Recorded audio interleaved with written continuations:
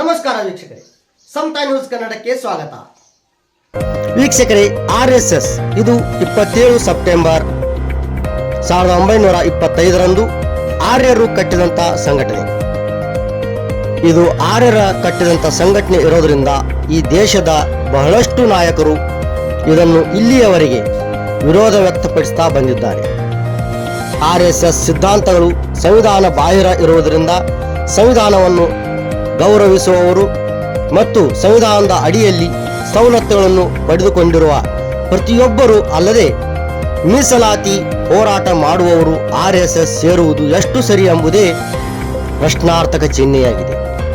ಅಂಥದರಲ್ಲಿ ಅಂದು ಬಾಬಾ ಸಾಹೇಬರೇ ಒಪ್ಪಿಕೊಳ್ಳದ ಈ ಸಂಘಟನೆಯನ್ನು ಇಂದು ರಾಯಬಾಗ್ ಮತಕ್ಷೇತ್ರದ ದಲಿತ ಸಮುದಾಯದ ಶಾಸಕರಾದ ದುರ್ಯೋಧನ್ ಐಹೊಳೆ ಅವರು RSS ಪಥಸಂಚಲನದಲ್ಲಿ ಭಾಗಿಯಾಗಿರುವುದು ದಲಿತರಿಗೆ ದಿಗ್ಭ್ರಮೆಯಾಗಿದೆ. ಹಾಗಾದರೆ ಇವರು ಮಾಡುತ್ತಿರುವುದು ಏನು ಎಂಬುದೇ ಒಂದು ತಿಳಿಯದಂತಾಗಿದೆ.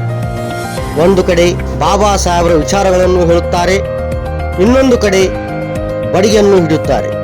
ಹಾಗಾದರೆ ಬಾಬಾ ಸಾಹೇಬರು ಹೇಳಿದಂಥ ನನ್ನ ಜನ ಪೆನ್ನು ಹಿಡಿದು ವಿದ್ಯಾವಂತರಾಗಿ ಈ ದೇಶ ಆಳುತ್ತಾರೆ ಎಂಬುದು ಸುಳ್ಳಾಯಿತೆ.